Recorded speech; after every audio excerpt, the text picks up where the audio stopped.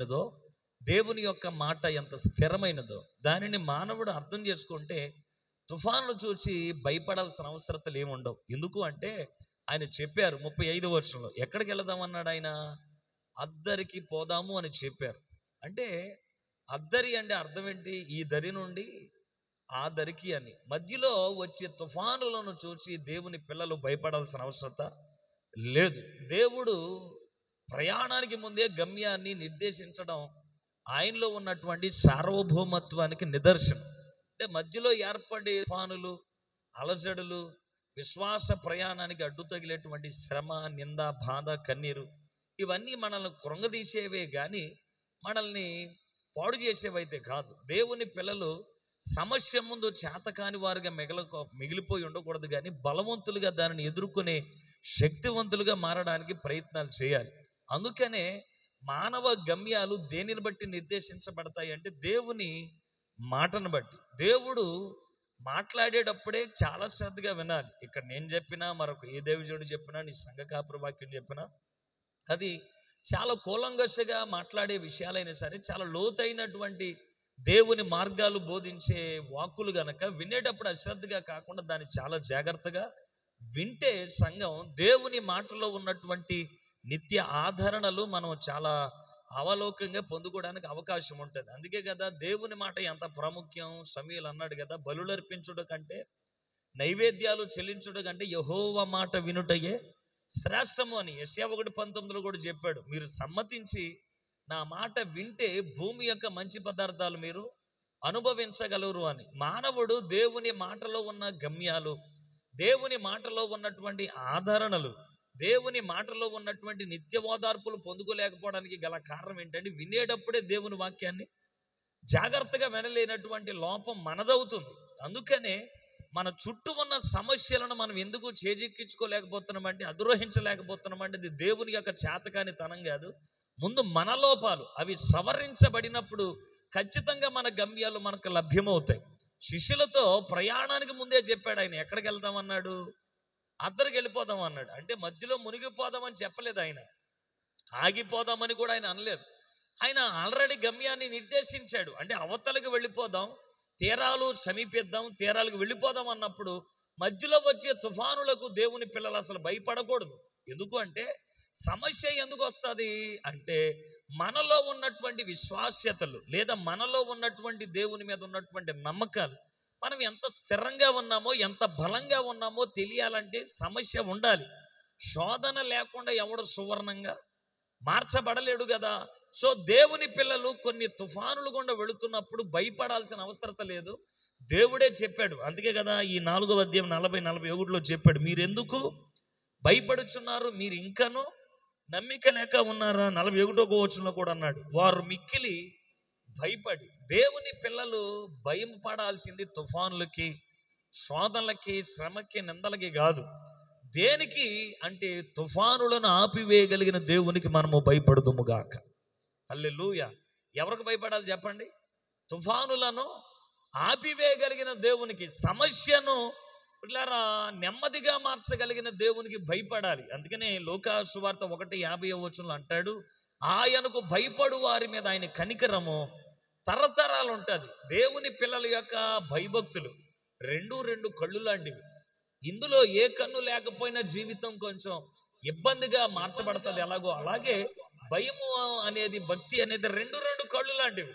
సంగమా, మీరు చాలా జాగ్రత్తగా ఆలోచించండి. దేవుని విషయాల్లో భక్తి ఒకటే ఉండి భయం లేకపోవడం, భయం ఒకటే ఉండి భక్తి లేకపోవడం మానవ జీవితానికి అది మంచి పద్ధతి కానే కాదు. అందుకనే శిష్యులతో చెప్తున్నా, మీరు తుఫానుకి ఎందుకు భయపడుతున్నారు? అద్దరికి తీసుకెళ్తానన్న ఆ మాటను ఎందుకు గ్రహించలేకపోయారు? అవును, దేవుని మాట వినేటప్పుడే శ్రద్ధగా వింటే అందులో ఉన్నటువంటి దేవుని యొక్క గమ్యాలు మనకు స్పష్టంగా అర్థమైపోతాయి. కొన్నిసార్లు ఆయన చెప్పే మాట చాలా టేక్ ఈజీగా తీసుకోవడం అలవాటు అయిపోయింది. మీకు అర్థం అవడానికి ఒక మాట చెప్తాను. యేసుప్రభు వారు బేతనియ ప్రాంతానికి వచ్చుచున్నప్పుడు మార్త యేసుప్రభు వారి దగ్గరికి ఎదురెళ్ళి ఇలాగ అంది, ప్రభువా, నువ్వు ఇక్కడ ఉండుంటే నా తమ్ముడు చనిపోయి ఉండేవాడు కాదు అని. లోపల ఏముంది ఆశ? యేసయ్య ఇక్కడ ఉంటే నా తమ్ముడు చచ్చిపోడు, వాడు బ్రతికే ఉంటాడు అన్నటువంటి ఒక ఆశ లోపల. కానీ యేసు ప్రభు వారు ఎక్కడికి వెళ్తున్నాడు? మార్త ఇంటికి వెళ్ళట్లేదు. ఇప్పుడు వచ్చినట్టు ఆమె ఇంటికి వెళ్ళట్లేదు. ఇప్పుడు ఎక్కడికి వెళ్తున్నాడు నేరుగా అంటే సమాధి దగ్గరికే వెళుతున్నాడు ఆయన. సో ఇప్పుడు ఆయన సమాధి వైపు వెళతా ఉంటుంటే ఆమె ఆశ్చర్యానికి లోనైంది. ఇదేంటి, ఎప్పుడు మా ఇంట్లో అడుగు పెట్టేవాడు ఇప్పుడు బేతనియను దాటేసి సమాధుల వైపు ఎందుకు వెళ్తున్నాడు? సో మొత్తానికి జనసమూహం అంతా కూడా ఆయన వెంబడించడం ప్రారంభించింది. సో అక్కడికి వెళ్ళిన తర్వాత అక్కడ ఉన్న వారందరితో అంటున్నాడు ఆయన, సమాధి మీద ఉన్న రాయి ముందు తీయమంటున్నాడు ఆయన. సో వాళ్ళు తీయడానికి ముందు వెళ్ళేసరికి మార్త అడ్డుపడిపోయి ఇలాగంటుంది, తమ్ముడు చనిపోయి 4 రోజుల దాకా అయ్యింది. సో ఇప్పుడు రాయి తీయడం వల్ల మనకు ఒరిగేదేమీ లేదు అని.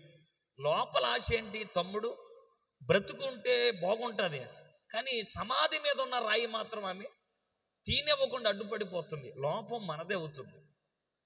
ఎందుకు అంటే ఆయన అంతకుముందే చెప్పాడు, నమ్మితే దేవుని మహిమ నువ్వు చూడగలుగుతావు. నా యందు విశ్వాసం ఉంచిన వాడు మృతునందినను వాడు మరలా తిరిగి నిత్య జీవంతో నింపబడగలుగుతాడమ్మా అని చెప్పాడు ఆయన. కానీ దేవుని మాటలో ఉన్నటువంటి ఆంతర్యం కొన్నిసార్లు మనము గ్రహించకపోవచ్చు. అందుకనే గ్రహించలేని పరిస్థితులు ఏం చేస్తున్నాయి అంటే తప్పు త్రోవల వైపు నడిపిస్తున్నాయి. వేరే రాంగ్ స్టెప్స్ వేయడానికి లోపం దేవునిది కాదు. మనము సరిగ్గా దేవుని మాట మీద మనము సరి అయిన రీతిలో దృష్టి నిలపలేని పరిస్థితులు. అందుకనే మార్తతో ఆయన చెప్పాడు, పదే చెప్పాడు, అమ్మ నమ్ము, నమ్మిన వానికి సమస్తము సాధ్యమే. ఆమెకు లోపల ఏదో ఆశ ఉంది, కానీ అది నెరవేర్చబడడానికి మాత్రం ఆమె ముందు దేవునికి అవకాశం ఇవ్వలేకపోతుంది. అందుకనే మనము తుఫానుని ఎదుర్కొనడానికి ముందు వెళుతున్నాం, కానీ దేవుణ్ణి ఎదుర్కోవడానికి మనము ముందు వెళ్ళట్లా. అందుకే కదా శిష్యులు చేసిన పొరపాటు ఏంటి? సొంత ప్రయత్నానికి వెళ్ళి తుఫానును ఆపివేయడానికో లేదా దానిని ఎదుర్కోవడానికో ప్రయత్నాలు చేశారు. తెరచాపలన్నీ దింపేసి, గాలి గమనాలన్నీ అంచనాలు వేసేసి, ఉద్రిక్తలన్నీ అంచనాలు వేసేసి వాళ్ళు ఏం చేయడం ప్రారంభించారంటే మనం అవతలకి వెళ్ళిపోదాం అనుకున్నారు. కానీ స్వయంకృత అపరాధం ఎవరి జీవితానైనా పాడు చేసింది. సొంత నిర్ణయాలు మానవ జీవితంలో ఎప్పుడు ఉండకూడదు. నేను చెప్తున్న మాట కాదు, బైబిల్ చెప్పిన మాట. ఏమని? నీ స్వబుద్ధిని నువ్వు ఎప్పటికీ ఆధారం చేసుకోకూడదు. దేవుని పిల్లలు స్వయానికి ఎప్పుడు తావు ఇవ్వకూడదు. ఎందుకంటే అది చాలా భారీ మూల్యాలు చెల్లించడానికి అవకాశం ఉంటుంది. అందుకనే స్వయాన్ని విడిచిపెట్టి మన ప్రవర్తన అంతటి యందు ఆయన అధికారానికి లొంగిపోయిన రోజు అద్భుతాలు మన సొంతం అవుతాయి. దేవుని పిల్లలు గ్రహించాల్సిన విషయం అది. అందుకే కదా శిష్యులు విఫలమైపోయాక చివరి ప్రయత్నంగా దేవుని దగ్గరకు వచ్చి అంటున్నారు, మేము నశించిపోతున్నాం, నీకు చింత అనేది లేదని. మనము ప్రయత్నాలన్నీ బయట చేసి చివరి ప్రయత్నం దేవుడి దగ్గర చేయడానికి ఆయన చివరి వాడు కాదు, మొదటి వాడని వాక్యము చెబుతుంది. అందుకే కదా ఆయన అన్నాడు ఏమని, మొదట నా నీతిని నా రాజ్యమును వెతకండి, అప్పుడు మీకు అవన్నీ అనుగ్రహించబడతాయి అన్నాడు. మొదట దేవుని వెతకగలుగుతున్నావా? లోపల ఒక ఆశ పెట్టుకొని చర్యలు మాత్రం వేరే పందాలో ఉంటే దేవుని కార్యాలు ఎప్పటికీ చూడలేం. ద్రాక్షారసం అయిపోయింది. సో వాళ్ళు ద్రాక్షారసం వెరీ నీడెడ్గా ఉన్న కారణాన్ని బట్టి మరియమ్మ దగ్గరికి వెళ్ళారు. ఎవరి దగ్గరికి వెళ్ళాలో కూడా కొన్ని విషయాలు మనం తెలుసుకోవాలి. అందుకే కదా బైబిల్ మిషన్లో ఒక అద్భుతమైన మాట ఉంటుంది, ఆయన మీతో చెప్పినది ముందు ఆయనే ప్రాధాన్యత కదా. ముందు ఆయనకే మనం ఓటేయాలి. ముందు ఆయనకి వెళ్ళకుండా మధ్యవర్తులు మరియమ్మల దగ్గరికి వెళ్ళినంత మాత్రాన మనకు కార్యం ఒరిగేదేమి ఉండదు. ఎందుకు ఈ మాట చెప్తున్నానంటే వాళ్ళు వెళ్ళారు, ఏమైనా సాధించగలిగారా? ఏమీ సాధించలా. చివరికి ఆయనతో ఆయన ఏమన్నాడు, నా టైం ఇంకా రాలేదు, వెళ్ళిపోమని చెప్పాడు. ఆమె వచ్చి వీళ్ళతో ఏం చెప్పిందంటే, ఆయన మీతో చెప్పింది చెయ్యండి. అవును, దేవునికి మొదటి ప్రాధాన్యత ఇచ్చినోడు మాత్రమే దేవుని కార్యాన్ని రుచించగలుగుతాడు. వీళ్ళు మరియమ్మ దగ్గరికి వెళ్ళి చివరి ప్రయత్నం యేసుప్రభు దగ్గరికి వచ్చారు. నేను ఇదంతా ఎందుకు చెప్తున్నానంటే ఆయన మాట ఏంటో చాలా జాగ్రత్తగా వినాలి. ఇక్కడ కూడా ఏమన్నాడు ఆయన, నీళ్లు పోయమన్నాడు. ద్రాక్షారసం అడిగితే ఏం పోయమన్నాడు? నీళ్లు పోయమన్నాడు. దేవుని మాట చాలా అద్భుతాన్ని సృష్టించగలుగుతుంది. అందుకే కదా ఎముకలతో నింపబడి ఉన్న లోయలోనికి దైవజనుడిని దింపినప్పుడు దేవుడు అడిగాడు, ఇవి బ్రతకగలుగుతాయా అని. నాకేమి తెలియదు ప్రభా, అదంతా నీకే తెలియను. సో దేవుడు అన్నాడు, బ్రతుకుతాయి, వాటితో మాట్లాడు, ప్రవచించమన్నాడు. దేవుడు తన వాక్కు చేత సమస్తమును సృజించగలిగినటువంటి సర్వశక్తిమంతుడు. ఆయన మాట మానవ జీవితంలో నిరాధారంలో ఆధారం పుట్టిస్తాడు. ఆకారము లేని పరిస్థితికి ఆకారాన్ని రప్పిస్తాడు. దేవుని మాట అంత శక్తివంతమైనది. అందుకే కదా ఆదికాండం 1:2 ఏమంటాడు, భూమి నిరాకారముగాను శూన్యముగాను ఉండెను, చీకటి జలములను గమ్యం ఉంటే దేవుని ఆత్మ అలల్లాడుతూ ఉందని జలముల మీద. అప్పుడే కదా 3వ వచనం అంటాడు, వెలుగు కలుగునుగా కానీ పలుకగా. ఆ ప్రకారమైన దేవుని వాక్కు ఆ రోజు జరిగించిన ప్రక్రియ ఏదైతే ఉందో నిరాకారానికి ఆకారం ఇచ్చింది. శూన్యముగా మిగిలిపోయిన దానిలో నుండి సమస్తాన్ని దేవుడు కలగజేశాడు తన వాక్కు చేత. అందుకనే శతాధిపతి అన్నాడు, మాట మాత్రం సెలవి. దేవుని మాట అంత శక్తివంతమే. అద్దరికి పోదాము అన్నప్పుడే గమ్యాలు ఉన్నాయి అందులోని. మధ్యలో ఆగిపోదాం అన్న మాట అందులో లేదు. నా వల్ల కాదు అనేటువంటి నిరాశను నూరు పోసే మాట అందులో లేదు. ఆయన గమ్యానే చెప్పాడు. తుఫానులు వస్తాయన్న సంగతి తెలిసే శ్రమ ముందు మనము చేతకాని వారంగా మిగిలిపోతామన్న సంగతి తెలిసే మనము నీరు గారిపోకుండా ఉండడానికి దేవుని యొక్క బలం మనకి ఎంత శక్తినిస్తుందో ఒకసారి చూసేవా. అద్దరికి పోదాము అన్నప్పుడే దేవుని మాటలు విన్న ఈ శిష్యులు గ్రహించలేకపోయారు. అందుకే అన్నాడు ఆయన, అదే 4వ అధ్యాయం చదవండి ఒకసారి. ఏమన్నాడు? 4:12, వెలుపల నుండి వారు ఒకవేళ దేవుని వైపు తిరిగి పాప క్షమాపణ పొందుదురని వారు చూచుటకైతే చూస్తున్నారు, కానీ ఏం చేయలేకపోతున్నారు, కనుగొనలేకపోతున్నారు. వినుటకైతే వింటున్నారు వాక్యాన్ని, కానీ ఏం చేయలేకపోతుంది సంఘం, గ్రహించలేకపోతుంది. దేవుని పిల్లలారా వింటున్నారా? శ్రమ మన జీవితాలు ఎందుకు వస్తుందంటే ముందు దేవుని మాట వినాలి. నువ్వు ఆ మాట విన్నప్పుడే శ్రమను ఎలా ఎదుర్కొనాలో ఆ మాట నీకు మార్గాన్ని నిర్దేశించగలుగుతుంది. అందుకే కదా దావీదు అన్నాడు, నీ వాక్యము నా పాదాలకి దీపం, అది నా త్రోవలకి వెలుగు. సంగమా, దైవజనుడు చెప్పినా నేను చెప్పినా ఏ సేవకుడు వాక్యం చెప్పినా సరే అందులో దేవుని మార్గాలే ఉంటాయి, కానీ వేరేదేమి ఉండదు. దానిని ఆపగా ఏరుకోవాలి సంఘం. దైవజనుడు ఏర్పాటు చేసిన ఈ మీటింగ్లు బట్టి నువ్వు తెలుసుకోవాల్సిన విషయం ఏంటంటే నా గమ్యం ఏంటి, దైవజనుడి ద్వారా ప్రభు నాతో మాట్లాడేటువంటి ఈ 3 ప్రసంగాల సారాలేంటి, లేదా ప్రతి ఆదివారం నేను వినుటను బట్టి వాక్యాన్ని వినుటను బట్టి నా మార్గం ఏంటి. దీన్ని నువ్వు గ్రహించాలంటే వాక్యాన్ని వినేటప్పుడే చాలా శ్రద్ధగా వినాలి. వీళ్ళు అవిశ్వాసులుగా మారిపోయారు దేవుని మాట విని కూడా. అందుకే అన్నాడు, అల్ప విశ్వాసులారా నేను మీతో ఎంతకాలం ఉంటాను, ఇంకెప్పుడు నేర్చుకుంటారు. యేసును వెంబడించి ఆయన మాటలు విని ఆయన ఉపదేశాలను గ్రహించి కూడా వీళ్ళు దేవుని యొక్క మాట మీద శ్రద్ధ నిలపలేకపోయారు. అందుకనే సొంత నిర్ణయాలకు ఎందుకు వెళ్ళారంటే దేవుని మాట నమ్మలేనప్పుడు. దేవుని పిల్లలు ఈ పొరపాట్లు ఎప్పుడు చేయకూడదు. సంగమా, మీతో నేను చెప్పేది, నీ సొంత నిర్ణయానికి నువ్వు వెళుతున్నావు అంటే అర్థం ఏంటి, దేవుని మాట నువ్వు నమ్మలేదు అని అర్థం. దేవుని మాట నమ్మినోడు ఏం చేస్తాడంటే పూర్తిగా దేవునికి లొంగిపోతాడు. సమస్య మనల్ని ఎప్పుడు ఏమీ చేయలేదు, దానిని మనం తట్టుకొని నిలవబడినప్పుడు అద్భుతమైన కార్యాన్ని చూడగలుగుతాం. మీకు అందరికీ తెలుసా, ముంగమూరు దేవదాసయ్య గారికి ఒక బలహీనత ఉంది, విపరీతమైన దగ్గు. ఆయన దగ్గుతుంటేనే ఎత్తలగా చాలా ఇరిటేషన్ అనిపించేదండి. సో దైవజనుడు విపరీతమైన దగ్గుతో ఉన్నప్పుడు కానీ ఆయన ప్రసంగం చెప్పాడంటే 2-3 గంటలు ఉంటాయి. చాలా అద్భుతమైన ప్రసంగ నానుడి ఆయనలో ఉన్నటువంటి, ఆయన పుస్తకాలు చదివినప్పుడు కానీ ఆయనలో ఉన్నటువంటి వాడిన పదజాలాలు. ఒకసారి కొంతమందికి డౌట్ వచ్చింది, ఈయన ఏంటి దగ్గకుండా వాక్యం చెప్తున్నాడు, మామూలుగా అప్పుడేమో మామూలుగా దగ్గుతూనే ఉంటున్నాడు, ఇదేంటి అంటే దైవజనుడు ఇలా చెప్పాడంట, నేనేం చేయను, దగ్గని దండ మెడలో వేసాడు దేవుడు, నన్నేం చేయమంటారు. వేదిక ఎక్కేటప్పుడు తీసేస్తున్నాడు ఆ దండ, వేదిక దిగేటప్పుడు మళ్ళా దగ్గనే దండ వేసేస్తున్నాడు, ఇంకా నేను మాత్రం ఏం చేయగలుగుతాను అంటే సమస్యకు ఆయన అలవాటు పడిపోయాడు. అందుకని అది ఆయన ఏమీ చేయలేకపోయింది.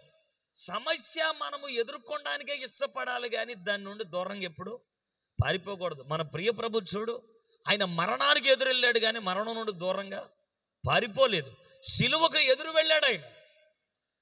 గెత్యమనే తోట నుండి గొలుగోత మెట్ట వరకు ఆయన ఏడ్చుకుంటానే శ్వేత గ్రంథం నుండి రక్తపు దారాలు ప్రవహిస్తూనే ప్రయాణం వెళ్ళింది, కానీ ఆయన ఆ శ్రమ నుండి లేదా ఆ సిలువ శ్రమల నుండి దూరంగా పారిపోలేదు, దాన్ని ఎదుర్కొంటాకే వెళ్ళాడు. అందుకే కదా నీ ఇష్టమే నా ఇష్టం అన్నాడు.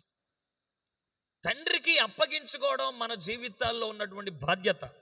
ఆయన అద్దరికి తీసుకెళ్తానన్నప్పుడు నువ్వెందుకు గాబరపడాలి? ఆయన నీ ప్రయాణాన్ని గురించే కదా ఆలోచించి ముందుకు చెప్పింది. దేవుని పిల్లలు ఎప్పుడైనా గమ్యాల మీద మనము దృష్టి నిలపాలి, కానీ తాత్కాలికంగా వచ్చేటువంటి శ్రమ, ఈ శోధన మనలను ఏమీ చేయలేదు. దీని తర్వాత ఒక అద్భుతమైన విజయం మన కొరకు దేవుడు దాచిపెట్టి ఉంచుతాడు. అందుకనే దానిలో బడి వెళ్ళడానికి ప్రయత్నాలు చేయాలి. ఆదిమ సంఘాలు చూడండి, మన ముందు తరాల వాళ్ళు, పాత నిబంధనల భక్తులు చూడండి, వారు ఎర్ర సముద్రాల్లోనికి వెళ్ళడానికే ఇష్టపడ్డారు, కానీ వెనుతట్టు తిరిగి పారిపోలేదే. అగ్నిగుండాల్లోనికి వారు వెళ్ళడానికి ఇష్టపడ్డారు, సింహాల బోన్లోనికి వెళ్ళడానికి ఇష్టపడ్డారు. మనము సమస్యలోనికి వెళ్ళినప్పుడు మాత్రమే సమస్య యొక్క బలము అనర్చగలిగిన దేవుడు ఉన్నాడని ప్రపంచానికి చెప్పేది ఆ ఒక అవకాశమే. చాలామంది ఏం చేస్తారని సమస్య నుండి దూరంగా పారిపోవడం. అందుకే కదా వాక్యం ఏం చెప్తుంది, శ్రమ దినమున కృంగిని ఎడల మనం చేతకాని వారంగానే మిగిలిపోతాం. తుఫాను నిన్ను ఏమీ చేయలేదు. ఎందుకో చెప్పనా, తుఫానును ఆపగలిగిన దేవుడు మనతో ఉన్నాడు గనక. హల్లెలూయా. నీతోనే ఉన్నాడు, నీ పడవలోనే ఉన్నాడు. అద్దరికి తీసుకెళ్తానన్నవాడు నీతో పాటు ట్రావెల్ చేస్తున్నాడు. సంగమా, వింటున్నావా? ఈ రాత్రి ఇక్కడికి వచ్చిన నీ జీవితంలో ఏ బాధ ఉందో, ఏ గాయం ఉందో, ఏ శ్రమ ఉందో, ఏ దుఃఖం ఉందో, ఏ కన్నీరు ఉందో, ఏ ఆవేదన ఉందో, ఏ కలవరం ఉందో, ఏ భయం ఉందో నాకు తెలియదు, కానీ ఈ రాత్రి అందరికీ తీసుకెళ్తానన్న దేవుని మాటలను మనము విశ్వసించుదుముగాక. హల్లెలూయా. ఆయన మాట ఖచ్చితంగా నేను గమ్యానికి నడిపిస్తుంది. మధ్యలో విడిచిపెట్టువాడు మాత్రం కాదు. మధ్యలో నీకు భయం కలుగుతుందంటే దేవుని వైపు చూడడం మానేసామేమో. శిష్యులు ప్రభుతో పాటు ఉండి ప్రభు యొద్ద ఆయన సహాయాల కొరకు ఆర్జించకుండా తమ గమనాలను అంచనాలు వేసుకొని తెరచాపలను తింపి ప్రయత్నం చేస్తున్నారంటే, అద్దరికి తీసుకెళ్తానన్నవాడు తమతోనే ఉన్నా కూడా ప్రయోగాలు చేశారంటే ఏదో సాధారణమైన వ్యక్తిగా వాళ్ళు ఆలోచించారు.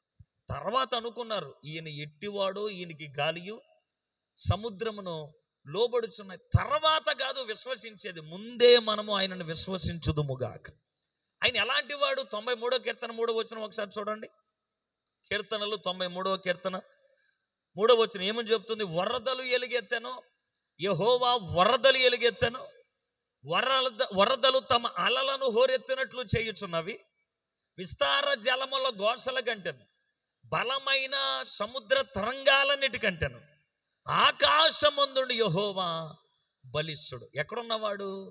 ఆకాశములో ఉన్నవాడు, ఆకాశమందు ఉన్నవాడు. వేటికన్నా బలిష్ఠుడు అని చెప్తుంది? వరదలు కన్నా, ఉవ్వెత్తున ఎగసి పడుతున్న సముద్ర తరంగాల కన్నా, సముద్రములు పుట్టించి అలజడులు కన్నా, సముద్రంలో వచ్చే అలలు కానీ, సముద్రంలో వచ్చే తుఫాన్లు కానీ, సముద్రంలో చెలరేగే సుడిగుండాలు కానీ, మనలను ముంచడానికి ప్రయత్నం చేస్తున్న ప్రతి దానికన్నా ఆయన ఏమై ఉన్నాడు? బలాఢ్యుడు. స్తోత్రం కలుగునుగాక. కొరింథీయులకు రాసిన మొదటి పత్రిక 1వ అధ్యాయం, ఆయన బలం ఇంకెంత గొప్పదో 25వ వచనాన్ని కూడా ఒకసారి చూడండి. 1 కొరింథీయులకు రాసిన పత్రిక 1వ అధ్యాయం 25వ వచనం. దేవుడు వెర్రోడు కాదు. పౌలు వాదన చూడండి. దేవుని వెర్రితనం మనుష్య జ్ఞానము కంటే జ్ఞానము గలది, దేవుని బలహీనత మనుషుల బలముల కంటే బలమైనది. ఇక్కడ పౌలు ఏమని వాదిస్తున్నాడు కొరింథీ పట్టణానికి అంటే, దేవుడు వెర్రోడు కాదు, ఆయన అనంత జ్ఞాని.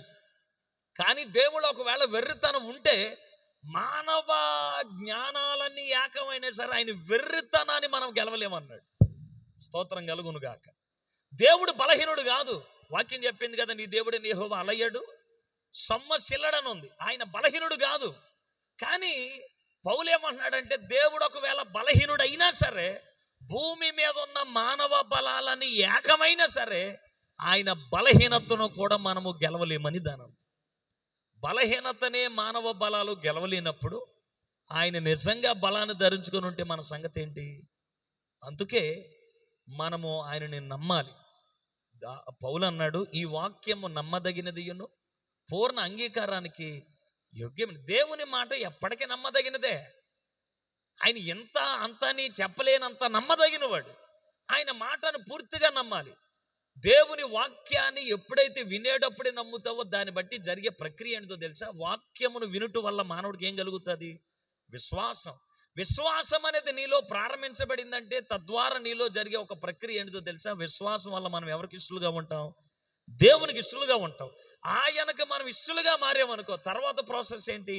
ఆయనకు ఇష్టలైన మనుషులకు భూమి మీద సమాధానం కలుగుతుంది. ఈ తుఫాను లేని జీవితమే కదా మనకు కావాల్సింది. ఆలోచించండి. సమాధానం, నెమ్మది అనేది కావాలంటే ముందు ఎవరికి నచ్చాలి? దేవునికి నచ్చాలి. అంటే ఆయనకి ఇష్టలై ఉండాలి. ఆయనకి ఇష్టకరమైన జీవితాలు మనలో ఎప్పుడు లభ్యమవుతాయి అంటే ఆయన మనలో విశ్వాసాన్ని కనుగొనినప్పుడు.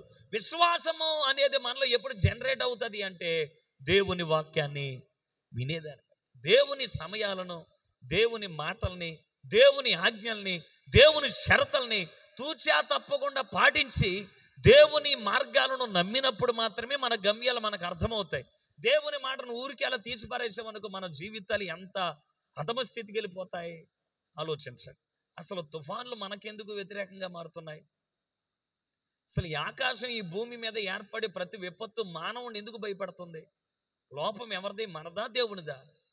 నిజానికి దేవుడు ఈ ఆకాశ మహాకాశాలను కలగజేసినప్పుడు ఇవన్నీ కలగజేసిన తర్వాత మాత్రమే దేవుడు మనిషిని కలగజేశాడు. అవునా కదా? ఇవన్నీ కలుగు చేయబడిన తర్వాత 6వ రోజున. కానీ ఏమైంది అంటే మానవుడిని దేవుడు కలగజేశాక మనిషికి దేవుడు అధికారాలు ఇచ్చాడు. నువ్వు ఏలికవు అన్నాడు. దేని మీద? సర్వ సృష్టి మీద. మనం ఎవరం? ఏలికలం. మనము పరిపాలకులం. మనము ఈ సృష్టి మీద నాయకులుగా ఉండడానికి దేవుడు మనకు అధికారం ఇచ్చాడు. అందుకే కదా ఆదాము ప్రతి భూజంతువును పేరు పెట్టి పిలిస్తే లోబడొచ్చాయి. ఈ ఆకాశం, భూమి, అందరి సమస్తము మానవుడికి లోబడాల. మనం ఏలికలం, పరిపాలకులుగా ఉండడానికి దేవుడు మనకు అధికారం ఇచ్చాడు. బట్ ఏమైంది? ఈ ఆకాశం మన మీద తిరుగుబడడం ప్రారంభించాం. ఈ పంచభూతాలని, గాలి, నీరు, నిప్పు, ఆకాశం, భూమి, ఈ పంచభూతాలని మానవుడి మీద విరుచుకుపడుతున్నాయి. ఇవి మనము చెబితే మనం శాసించిన ప్రతీది లోబడాలి. కానీ ఇవన్నీ మనకు ఎందుకు వ్యతిరేకంగా మారాయి? చెప్తున్నాను కొన్ని విషయాలు, ఆలోచించండి. మానవ జీవితాల మీద దేవుడు అధికారం ఇస్తే ఇప్పుడు మనము అన్ని వాటికి అధికారాలు ఇచ్చేసాం. మానవుడు దేవుడి మీద నమ్మకాలు పోగొట్టుకున్నాడు. ఏదైనా ఒక ప్రయాణాన్ని ఎంపిక చేసుకున్నాడు అనుకో, ఎవడు తొమ్మకుండా చూసుకుంటాడు కానీ ప్రార్థన మాత్రం చేయడు. దేవుని మీద నమ్మకాలు పోయి ఏదైనా కారు కొన్నాడు అనుకో, ఇంట్లోకి వెళ్ళేటప్పుడు, కారు ఎక్కిన తర్వాత, బండి ఎక్కినప్పుడు, ప్రభా నేను ప్రయాణానికి వెళ్తున్నాను, నా రాకపోకలు ఎందు నువ్వు కాపాడు ప్రభు అంట మానేసాడు. నిమ్మకాయ కడతాం మొదలెట్టాడు. దానికి టైర్ల కింద ఏం పెడతాం మొదలెట్టాడు. అంటే మన నమ్మకాలు ఎటువైపుగా వెళ్ళిపోయి, నిమ్మకాయల మీద, ఎండు మిరపకాయల మీద, గుమ్మానికి గుమ్మడికాయలు, మనం అన్నీ పాడు చేసుకుంటూ వచ్చాం. దేవుడు మనకి ఇచ్చిన ప్రతి దాన్ని ఇంకేదన్నా పాడు చేయలేదంటే అది ఒకటే, ఆకాశం ఒకటి ఆగింది. ఎందుకు? అది అందలేదు కాబట్టి. అందుంటే ఏ దోసకాయ, ఆనపకాయ కట్టేవాళ్ళం మనం కదా. ఏనా అది అందలేదు, అందుకే వదిలేసాం. అందుకే అది బాగుంది, కొంచెం కలర్ఫుల్గా. అందిన కొండను పాడుకొట్టాము, అందిన చెట్టును పాడుకొట్టాము. దేని చెడగొట్టకుండా ఉండవు, అన్నీ చెడగొట్టేసాం. అందుకని దేవుడు ఏం చేశాడంటే, మిమ్మల్ని ఒక క్వశ్చన్ అడుగుతాను. మానవ జీవితం పెద్దదా చిన్నదా? అలా చూస్తున్నారే ఏమ్మా, చెప్పండి. చిన్నదా పెద్దదా? ఒక్కడు ఏది లేదు, నువ్వే చెప్పుకోరా బాబు అన్నట్టు. చాలామంది ఏమంటారంటే మన చాలా అల్పమైన జీవితాలు సార్ అని. నేను అలా ఒప్పుకుందాన్ని. ఎందుకో చెప్పనా? ఇంత పెద్ద విశ్వం ఇచ్చిన దేవుడు చిన్న జీవితం ఎందుకు ఇస్తాడు మనకి? ఆలోచించావా? ఇంత పెద్ద విశ్వం ఇచ్చాడు. దీన్ని తిరుగుతాకే మనిషి ఆయుష్కాలం కూడా సరిపోదు. భూమి అంతా తిరిగి వచ్చేసారు. ఎంత 70-60 ఏళ్ళ జీవితం ఇస్తాడో ఇవ్వడు. అసలు మానవుడికి దేవుడు ఇచ్చినటువంటి ఆయుష్కాలం ఎంత అంటే 1000 సంవత్సరాలు బతికే మనుగడనిచ్చాడు మనిషికి. ఎన్ని సంవత్సరాలు? అసలు దేవుడు మనల్ని కలగజేసినప్పుడు మనకి ఇచ్చిన ఆయుష్కాలం ఎంత అనుకున్నాం? 1000 సంవత్సరాలు. సో ఈ 1000 సంవత్సరాలు మానవుడికి దేవుడు బహుమానంగా ఇచ్చాడు. అందుకే కదా ఇంచుమించుగా దగ్గర 5వ అధ్యాయం 27 వచనం అనుకుంటా, మెతుషేల బ్రతికిన దినములని ఎంత అన్నాడు? 969. అదే కదా 27 వచనం, 5:27 చదువుతామా? మెతుషేల బ్రతికిన దినములని ఎంత అంటే మానవుడికి ఇచ్చినటువంటి ఆయుష్కాలం యొక్క పరిమితి ఎంత అంటే దగ్గర 1000 సంవత్సరాలు ఇచ్చాడు. సో మెతుషేల బ్రతికిన దినాలని 969 ఏళ్ళు. చెప్పండి ఎంత? ఎంత పెద్ద జీవితాన్ని ఇచ్చాడు మానవుడికి. సో ఇంత పెద్ద జీవితం ఇచ్చిన తర్వాత దేవుడు ఏం చేశాడంటే, అసలు వీడికి ఇంత ఆయుష్కాలం ఇచ్చాను, ఇంత మనుగడ ఇచ్చాను, ఈ ఆయుష్కాలాన్ని బట్టి ఏం చేస్తున్నాడు అని దేవుడు భూలోకాన్ని చూడడానికి వచ్చాడు. 9వ అధ్యాయం 6వ అధ్యాయం 11వ వచనం. భూలోకము దేవుని సన్నిధిని చెడిపోయాను, భూలోకము బలత్కారముతో నిండిపోయి ఉండేను. 12వ వచనం కూడా దేవుడు భూలోకాన్ని చూడడానికి వచ్చినప్పుడు అదంతా ఏమైపోయి ఉంది? చెడిపోయి ఉండేను. భూమి మీద సమస్త శరీరులు తమ మార్గాలన్నిటినీ చెరిపారు. మరి ఎందుకు చెడగొట్టాం? అసలు దేవుడు చెడ్డ సృష్టిని మానవుడికి ఇవ్వాల. 1వ అధ్యాయం అంతా చదువుకుంటే ఆదికాండం అంతా కూడా ఆయన మంచిది మంచిది మంచిది అన్నాడు. వింటున్నారు నా మాటలు? అర్థమవుతున్నాయా? సృష్టిని ఎలాగ ఇచ్చాడు? మనకి మంచిగా ఇచ్చాడు. మనం ఏం చేసాం? దేని చెడగొట్టలేదు చెప్పండి. ఇప్పుడు చెప్పాను కదా, ఎవడన్నా తుమ్మితే ఆగిపోతావు. నీకు తుమ్ము. నాకు తెలిసిన విషయం ఏంటంటే, నువ్వు బయలుదేరేటప్పుడు నీ చెవులు వినబడతలేదు, కానీ ప్రపంచంలో కొన్ని కోట్ల మంది తుమ్ముతున్నారు. ఏమన్నా అవునా కదా? మనం బయలుదేరినప్పుడు కొన్ని కోట్ల మంది తుమ్ముతారు, మనకి వినపడతలా, పక్కింటోడు తుమ్మి వినపడిద్ది మనకు, అంతే. ఆ లెక్కనంటే ఎదుటోడు తుమ్ము నీకు అపశకునం అయితే మరి నీ తుమ్ము బంగారమా? చెప్పు. ఎదుటోడు తుమ్మితే అపశకునం అయితే మరి నీ తుమ్ము ఎందుకు ఎదుటోడికి బ్లెస్సింగ్ అవుద్దేంటి? మరి నీ తుమ్ము వల్ల ఎవడో కూడా చావాలిగా. మన తుమ్ము వల్ల దేవుడిచ్చిన బాడీలో సైక్లింగ్ అది, అంతే. తుమ్ము లేకపోతే సాయంత్రానికి శవం అయి కూర్చుంటాం. దేవుడిచ్చిన ప్రాసెస్ను కూడా అపశకునం పెట్టాం. అందుకే చెప్తున్నాం, చెడగొట్టాం మనం. సృష్టిని ఏం చేశాం? కులం అని, మార్గం అని, ప్రాంతీయ భేదాలు, ఈడు ఆడని, ఈడని, ఈడు అక్కడోడని, ఈడు ఎక్కడోడని, నేను ఎర్రోడని, ఈడు తెల్లోడని, ఈ వర్గ భేదాలను ఏర్పాటు చేసి ప్రతీది చెడగొట్టేశాం. అందుకనే దేవుడు అనుకున్నాడు, ఆయుష్కాలం ఎత్తి ఆరాధన మానేశారు, నన్ను కనుగొనడం మానేశారు, పరిశుద్ధ దేవుని గురించిన జ్ఞానాన్ని సంపాదించడం మానేసి కులాలు కనిపెట్టుకున్నారు. ఇవన్నీ దేవునికి చాలా బాధ అనిపించింది. 1000 సంవత్సరాలు నీకు ఇస్తే నువ్వు చేసిన దరిద్రం ఇదా అని దేవుడు ఏం చేశాడంటే మనస్తాపానికి గురి అయి 3వ వచనం అంటాడు, 6:3, నా ఆత్మ ఎల్లప్పుడూ నరులతో వాదించదు. అక్రమంగా బ్రతికావు నువ్వు, క్రమంగా బ్రతకలేని కారణాన్ని బట్టి మానవ దినములని ఎంతకాలంగా ఇచ్చేసాడప్పుడు? 120 ఏళ్ళు. చెప్పండి ఎంత? 1000 సంవత్సరాలు ఇస్తే 969 దాకా బతికాడు మెతుషేల. తర్వాత 950 నోవాహు బ్రతికాడు. ఇలాగ 900 బ్యాచ్ ఎక్కువ కనబడుతుంది, 600, 700, 800. కానీ 6వ అధ్యాయానికి వచ్చేసరికి మానవ మనుగడ ఎంతకు వచ్చింది ఇప్పుడు? 120కి. అధిక పాపానికై లొంగిపోయిన కారణాన్ని బట్టి ఆయుష్కాలం ఎంత తగ్గిపోయిందో చూసావా? 120కి వచ్చాం. 120లో మనిషి దేవుని ఎదుగు వెళ్ళాడా? అది చేయలేదు. 90వ కీర్తన మోషే అన్నాడు, మా ఆయుష్కాలం 70 సంవత్సరాలు, అధిక బలం ఉన్న ఎడల 80 సంవత్సరాలు అన్నాడు. ఇప్పుడు 120 నుండి మళ్ళీ ఎక్కడికి వచ్చాం అంటే 1000 నుండి 900కి వచ్చాం, 900 నుండి 120కి వచ్చాం, 120 నుండి ఇప్పుడు ఎక్కడికి వచ్చాం? మళ్ళీ 70, 80కి వచ్చాం. ఈ 70, 80కి ఎందుకు పడ్డాం 120 నుండి అంటే మొదటి వచనంలో చెప్పాడు, ప్రభువా తరతరాల నుండి మాకు నివాస స్థలం. అంటే దేవుణ్ణి ఆశ్రయించలేదు మానవుడు, దేవుని ఇంటికి రాలా.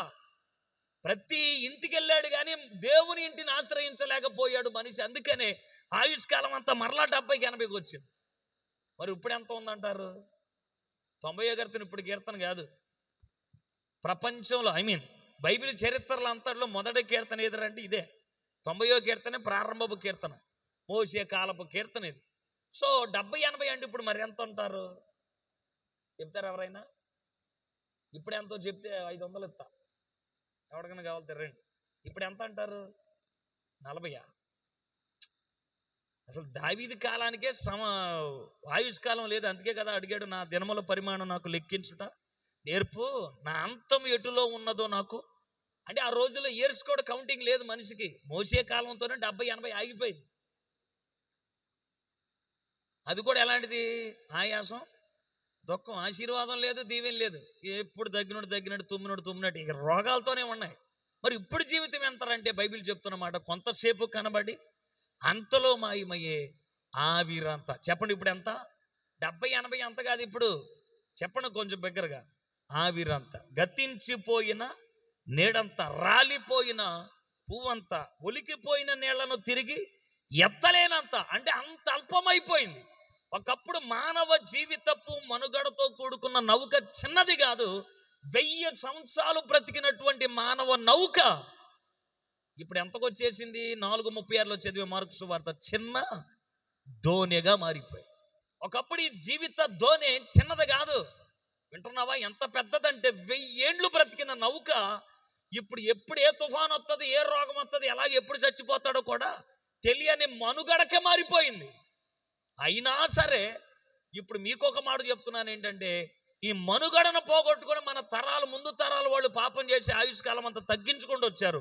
ఇప్పుడు మనకు ఒక గ్రేస్ పీరియడ్ ఏంటంటే మరలా 1000 సంవత్సరాలు ఇచ్చాడు మనిషికి. స్తోత్రం కలుగునుగాక. ఇప్పుడు ఆ 1000 ఏండ్లు ఎక్కడుందంటే భూమి మీద కాదు, మధ్యాకాశములో మరలా 1000 ఏండ్లు అనుభవించే కృప దేవుడు మనకు అనుగ్రహించు. హల్లెలూయా. వాళ్ళు పోగొట్టుకున్నారు, ఇప్పుడు నువ్వు నేను పోగొట్టుకోవడానికి అసలు వీలు లేదు. దేవుడు ఎవరికైనా ఒకసారి 2 సార్లు అవకాశం ఇస్తాడు. ఇప్పుడు ఒకటి అయిపోయింది, ఇప్పుడు ఎన్నో అవకాశం ఉంది మనకి? 2వ అవకాశం. ఈ అద్దరి భూమి మీద నుండి నిత్యత్వం అని అద్దరికి మనలను ప్రభు తీసుకెళ్ళబోతూ ఉన్నాడు.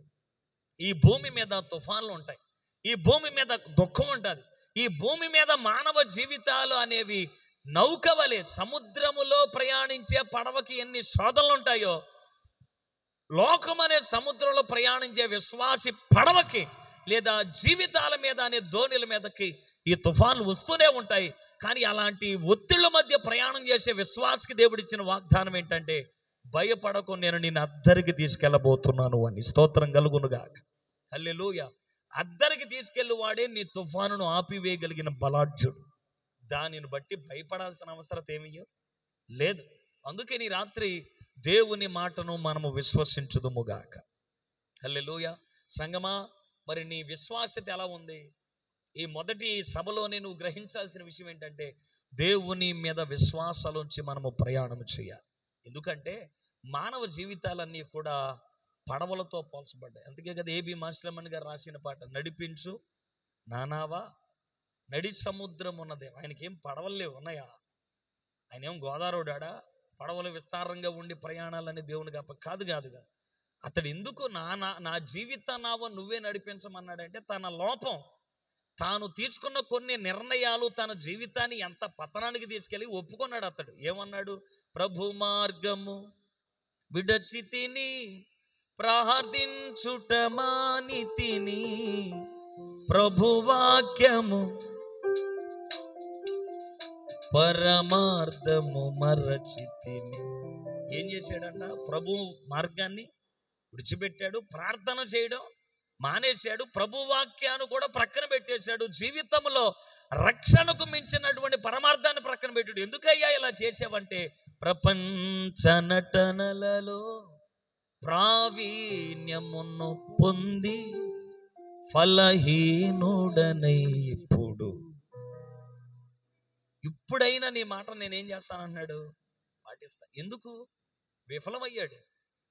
దేవుణ్ణి ప్రక్కన పెట్టిన ఏ జీవితాలైనా దొరికిది ఇలాగే గమ్యాలు, అసలు ఏముండదు. అందుకే కదా ఈయన రాసిన పాటలో ఒక పాట ఉండదు, హే ప్రభు యేసు, హే ప్రభు యేసులో, దేవుణ్ణి బాసిన లోకములో చావు ఏకాపురముండే. అంటే దేవుడు లేని సమాజం. నీ పడవలో దేవుడు ఉండి కూడా నువ్వు ఆయన మీద ఆధారపడకపోతే మరణం తప్ప మన జీవితంలో ఏది ఎదురవుద్ది? అవునా? మన తుఫాను మనల్ని ఏమి చేయలేకుండా ఉండాలంటే ఎవరికి అవకాశం ఇవ్వాలి? దేవునికి. నువ్వు దేవునికి అప్పగించు ఒకసారి నీ జీవితాన్ని. నీ విశ్వాస ప్రయాణంలో వచ్చి అవకతవకలను చూసి కలవరపెడుతున్నావు, కానీ దానిని అధిరోహించే సామర్థ్యాలు ఇచ్చే దేవుని వైపు ఎందుకు చూడలేకపోతున్నావు నువ్వు? ఇప్పుడు గొలియాతు వస్తేనే కదా నీలో ఉన్నటువంటి బలం ఏంటో నీకు తెలిసేది. సింహాల బోలుడికి వెళితేనే కదా సింహాల నోళ్లను మూయించగలిగిన దేవుడు ఉన్నాడు అని ప్రపంచానికి తెలిసేది. అగ్నిలోనికి వెళ్ళినప్పుడే కదా అగ్ని బలాలను చల్లార్చగలిగినటువంటి సర్వశక్తిమంతుడు ఈ పిల్లలకు ఉన్నాడనే సమాచారం ప్రపంచానికి తెలియాలంటే వెళ్ళాలిగా. నువ్వెందుకు ఆయన నమ్మలేకపోతున్నావు? గొలియాతు ముందుకెళ్ళి నిలవబడు. యుద్ధం చేసేది ఎవరో? ఆయనే. అందుకే చెప్తున్నాను, మొదట మనం చేయాల్సింది చేస్తే తర్వాత తన క్రియలన్నీ దేవుడు జరిగించగలుగుతాడు. మొదట రాయి నూతి సమాధి మీద ఉన్న రాయి నీ తమ్ముడు సజీవంగా నీకు లభ్యమవుతాడు. మొదట నీళ్లు పోయి ఆయన నీకు కావలసిన ద్రాక్షారసం నీకు ఇస్తాడు. మొదట రాయి నువ్వు విసురు, గొలియాతును తర్వాత పడగొట్టి నిన్ను గెలిపించగలుగుతాడు. అందుకే చెప్పాడు ఆయన, మొదట నా మాట వినండి, నా రాజ్యాన్ని వెతకండి, నాకు లోబడండి, నన్ను నమ్మండి. 37వ కీర్తన 5వ వచనంలో కూడా దావీదు అన్నాడు, నీ మార్గములను యెహోవాకు అప్పగించు, ఆయనను నమ్ముకో, ఆయన నీ కార్యమును సఫలం చేస్తాడు. సంగమా, ఈ రాత్రి నీ పరిస్థితుల యొక్క తీవ్రత ఎంత ఘోరంగా ఉందో నాకు తెలియదు, కానీ ఈ రాత్రి నువ్వు మునిగిపోవడం ఆగిపోవడం దేవుని చిత్తమైతే కాదు, కానీ దేవుణ్ణి నా అద్దరికి నడిపించబోతూ ఉన్నాడు. హల్లెలూయా. ఆయనను మనము విశ్వసించుదుముగాక. అవతలకి తీసుకెళ్లేవాడు మనతో ఉన్నప్పుడు దేనికి భయపడాలి? అద్దరి గమ్యం ఎంత స్పష్టంగా చెప్తున్నాడు ఆయన. గ్రహించగలుగుతున్నావా? కొన్నిసార్లు దేవుడు గమ్యాలు చెబుతాడు, కానీ తన పిల్లలకి దారులు ఎప్పటికీ చెప్పడు. ఈ మాట కూడా ఆలోచించండి కొంచెం. ఏమన్నాను నేను? దేవుడు తన పిల్లలకి ఏం చెప్తాడు? గమ్యాలు చెప్తాడు, ఏం చెప్పడు? దారులు చెప్పడు. కొన్నిసార్లు చిత్రం అనిపిస్తుంది ఇలాగ. ఎందుకో చెప్పరా? ఇశ్రాయేలీయులు ఐగుప్తు బానిసత్వపు సంఖ్యలో మ్రగ్గిపోతున్నప్పుడు దేవుడు వారితో చెప్పిన మాట ఏంటి? కనానుకు తీసుకెళ్తానన్నాడు. అది గమ్యం అంతే. కానీ ఎలా తీసుకెళ్తాడు, ఏ దేశం గుండా తీసుకెళ్తాడన్న రూట్ మ్యాప్ మాత్రం ఎవడికి ఇవ్వలేదు ఆయన. దారిలో ఎప్పుడు ఎవడికి చెప్పడు ఆయన. దారి ఎలాగున్నా సరే ఆయన్నే నమ్మాలి. అందుకే కదా రాజుబాబు గారు అన్నాడు, నిన్నే కొలుతున్నాయ్యా, నువ్వే నా రాజు. ఎందుకు రాజు అయ్యావు నా జీవితానికి? నిన్నే ఎందుకు నేను కొలుతున్నానంటే నా దారి 4 రకాలు రాశాడు. కొండలలో, లోయలలో, అడవులలో, ఎడారి, 4 దారులు. సో ఈ 4 దారుల్లో దేవుడు కఠినంగా నడిపించాడు మనల్ని వదిలేసి అంటే కాదు. కింద ఎలాగన్నాడు, నన్ను నువ్వు గమనించావా, నన్ను నువ్వు నడిపించావా? తుఫానుల్లో దేవుడు ఎందుకు వదిలేస్తాడు తన పిల్లల్ని? ఆయన అన్నాడు, నిన్ను విడువను ఎడబాయినన్నాడు. కొండలు పర్వతాలు పెకిలించబడొచ్చేమో కానీ నా శాశ్వత కృప నిన్ను విడిచిపోదు. దేవుని పిల్లలారా, మీరు ఎందుకు అవిశ్వాసులుగా మారుతున్నారు? దేవుని కార్యాలను రుచించండి, ఆయనను పరిపూర్ణంగా నమ్మండి. మీ మార్గం ఎంత ఇరుకుగా ఉన్నా విశాలతను పుట్టించు వరకు ఆయన వైపు తేరి చూడండి. అందుకని పౌలు అన్నాడు, విశ్వాసమునకు కర్తయు నీ విశ్వాస జీవితాన్ని కొనసాగించువాడైనా యేసు వైపు చూడాలి. ఆయన వైపు చూస్తేనే మన దారి మనకు శ్రేయస్సుకరంగా మార్చబడతాది. అదే చెప్పాడు ఇశ్రాయేలుకి, కనానుకు తీసుకెళ్తాను రమ్మని. కానీ 6 లక్షల మంది బయలుదేరినా సరే చివరికి చేరుకున్నది ఎంతమంది? 2 మాత్రమే. సంగమా, వింటున్నావా? దేవుని సంఘానికి దేవుడు ఇచ్చినటువంటి గమ్యం ఏంటంటే మిమ్మల్ని నేను కనానుకు తీసుకెళ్తానన్నాడు. అప్పటి సంఘం ఎంతమంది? 6 లక్షల మంది. సో మోషే అనేవాడు కాపరి. ఈ 6 లక్షల కాల్బలాన్ని పరమ యెరూషలేము లేదా పరమ కనానుకు నడిపించాలన్నటువంటి గమ్యాలు. కానీ ఏమైంది అంటే 6 లక్షల మందిలో గమ్యానికి చేరుకున్నది మాత్రం 2 మాత్రం. ఎవరు వాళ్ళు? యెహోషువ, కాలేబు. అంటే మందిరానికి ఎంతమంది వస్తున్నాం అన్నది కాదు, సభలో ఎంతమంది కూర్చున్నాం అనేది ప్రాముఖ్యం కాదు, రేపు మహిమ మేఘం అనేది ఎంతమంది ఎక్కుతున్నాం అనేదే ప్రాముఖ్యం. గమ్యాలు ఎంతమంది చేరుకోగలుగుతున్నారు? దేవునికి ప్రారంభించబడిన ప్రయాణం కాదు, కార్య ఆరంభము కంటే కార్య అంతము మేలు. నీ ముగింపును దేవుడు చూడబోతున్నాడు. నువ్వు ఎలా ప్రారంభించావు అని విశ్వాసాన్ని కాదు, నువ్వు గమ్యానికి చేరుకున్నావు లేదా, నీ నిత్యత్వాన్ని పొందుకోవడానికి నువ్వు ఎలా ప్రయాసపడుతున్నావు అన్నది మాత్రమే దేవుడు చూడగలుగుతాడు. గమ్యానికి వచ్చేవారికి మాత్రమే ఆయన బహుమానాలు సిద్ధపరచబడి ఉన్నాయి. అందుకని పౌలు అన్నాడు కదా, నా విశ్వాసాన్ని నేను కాపాడుకున్నాను, నా పరుగును నేను కడముట్టించాను. ఆగిపోలేదు పరుగు, ఆగిపోలా. తుఫాన్లు వచ్చాయి, శ్రమలు వచ్చాయి, పలుమార్లు దెబ్బ కొరడాలతో కొట్టబడ్డాడు, శరసాలలో వేయబడ్డాడు. అతడు పలుమార్లు వాడ బ్రద్దలైపోయి సముద్రంలో చాలా ఇబ్బంది పడిన పరిస్థితులు ఉన్నాయి. కానీ ఏ రోజు అతడు బెదరలేదు. నా మట్టుకైతే బ్రతుకుడు క్రీస్తు, చావైతే నాకు లాభం. నాకు ఎదురుగా వచ్చుచున్న సమస్యను చూసి నేను వెనక వెళ్ళట్లేదు, వెనుకున్న వాటిని ప్రతిరోజు నేను ఏం చేస్తున్నాను? మరిచిపోతున్నాను. ముందున్న వాటి కొరకు నేను పరిగెత్తుచున్నాను. స్తోత్రం కలుగునుగాక. తాత్కాలికమైనటువంటి శోధన, ఎన్న తగని శ్రమలు నిన్నేమి చేయలేవు. అంతే కదా మొంగమరి దేవదాసాయి గారు అనేవాళ్ళు అంట, నింద నాకు 100 అని. సిద్ధపైన ఏం చేద్దాం ఇంకా? ఖచ్చితం. అందుకే కదా అవసరమును బట్టి నానా విధములైన శోధనలు వస్తాయని పేతురు మొదటి పత్రికలో చెప్పాడు. దేనిని బట్టి? అవసరాన్ని బట్టి. అందుకే కదా బంగారము కన్నా సువర్ణం కన్నా విలువైన అమూల్యమైన మీ విశ్వాసం అన్నాడు. ఇక్కడ కాసు బంగారం భూమి మీద విలువేమో కానీ పరలోకంలో విశ్వాసము మాత్రమే విలువైనది. అందుకే చెప్తున్నాను, సంఘానికి విశ్వాసం ఉంటే, మరలా చెప్తున్న దేవుని పిల్లలారా, విశ్వాసం నీదైతే విశ్వమంతయు మనదే అవుతుంది. విశ్వాసం లేకపోతే దేవుని కార్యాలు ఎప్పటికీ మనం చూడలేం. దేవుడు గమ్యాలు చెప్పినప్పుడు తూచా తప్పకుండా ఆయన మన గమ్యానికి తీసుకెళ్తాడు. 2 మాత్రమే కానాను వెళ్ళడానికి, మిగతా వాళ్ళు విడిచిపెట్టబడ్డానికి రీజన్ ఏంటంటే వాళ్ళు దేవుణ్ణి నమ్మలా. అవిశ్వాసులైపోయి సనిగి గొనిగి దైవజనుడు చూపించిన మార్గం. 103వ కీర్తన 7వ వచనం ఒకసారి చదవండి. 103వ కీర్తన 7వ వచనం ఏమని రాయబడి ఉంది? ఆయన మోషేకు తన మార్గములన్నీ తెలియజేసిన. ఉందా లేదా? ఎవరికి తెలియజేశాడు? మోషేకు. వింటున్నారా? 2 చేతులు పైకి ఒకసారి బిగ్గరగా యేసుకు స్తోత్రం చెప్పండి. ఇంకొంచెం బిగ్గరగా హల్లెలూయా. మార్గాలన్నీ ఎవరికి చెప్పారంట దేవుడు? మోషేకి. గమ్యం మాత్రం ఎవరికి చెప్పాడు? ఆయన సంఘానికి చెప్పాడు. సంఘానికి దేవుడు ఏం చేశాడంటే గమ్యం చెప్పాడు. రూట్ మ్యాప్ మాత్రం ఎవరికి ఇచ్చాడు? ఆయన సేవకుడికి ఇచ్చాడు. అందుకని విశ్వాసి సేవకుడు చెప్పే వాక్యాన్ని నిద్రపోతే వినకూడదు, ఆదమర్పుకి వినకూడదు. దేవుని వాక్యము నేను గమ్యానికి చేర్చడానికి ఇవ్వబడే ఒక గైడ్లైన్స్, ఒక మార్గం లాంటిది. అందుకనే వాక్యం వినేటప్పుడే శ్రద్ధగా వినమని చెప్పారు. ప్రతి దైవజనుడి చేతిలో దేవుడు తన మార్గాలన్నీ సేవకుడికి తెలియజేస్తాడు. ఆ మార్గాలన్నీ ప్రతి ఆదివారం సంఘంలో బోధించబడతాయి.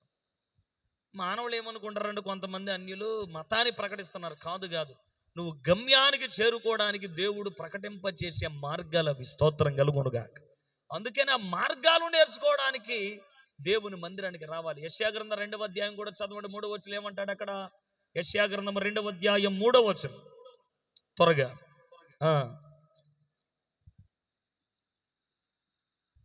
2వ వచనం తల్లి, 2వ వచనం, 3వ